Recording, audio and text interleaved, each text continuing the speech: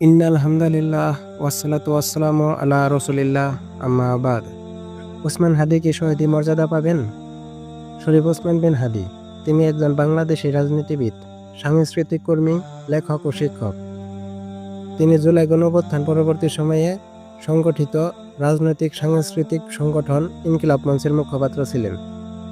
হাদি জুলাই শহীদদের অধিকার রক্ষা ও আওয়ামী লীগ নিষেধাজ্ঞা আন্দোলন এবং ভারতীয় আধিপত্যবাদ বিরোধী সক্রিয় রাজনীতির জন্য আলোচনায় আসেন। জন্মিলে মরিতে হইবে, এটি চিরন্তন সত্য।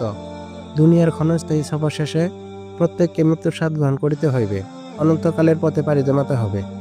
পবিত্র কোরআনে মহান রব্বুল আলামিন ইরশাদ করেছেন, প্রত্যেক প্রাণীকে মৃত্যুর স্বাদ গ্রহণ করিতে হবে এবং কিয়ামতের দিন তাদের পূর্ণমাত্রায় বিনিময় দেওয়া হবে।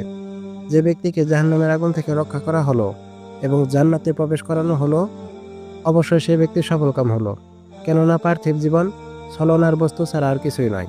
সূরা আল ইমরান আয়াত 185। সবচেয়ে উত্তম মৃত্যু হলো শহীদি মৃত্যু। তাই সর্বাবস্থায় প্রতিটি মুমিনের একান্ত কামনা থাকে এই মৃত্যুর।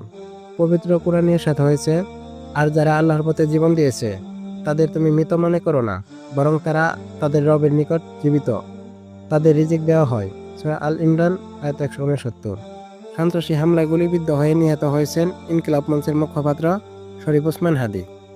তার এই মৃত্যু কি শহীদি মৃত্যুর মর্যাদা পাবে?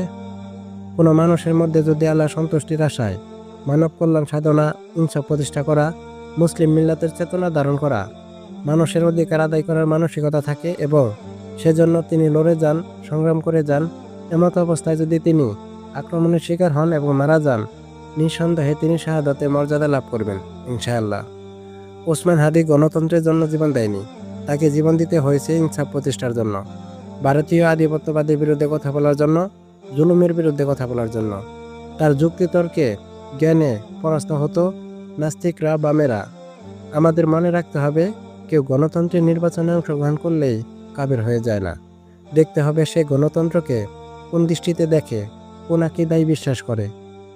ওসমান হাদি একজন আলিম পরিবারের সন্তান এবং সে নিজেও মাদ্রাসায় পড়েছেন। তাই আমাদের সুধারণা তিনি ঈমান ভঙ্গের কারণ জানেন।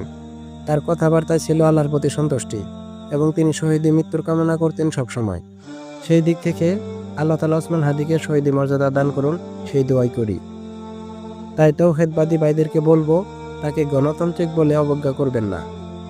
অনেকেই আছেন বিপ্লবী মানসিকতার, অন্যায়ের প্রতিবাদ করে তোলার চেতনা পোষণ করেন, তাদের প্রতি আমরা শ্রদ্ধা রাখব।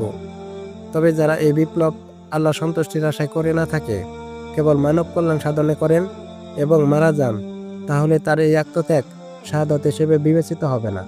শাহাদত বিষয়টা নিয়তের সাথে সম্পৃক্ত।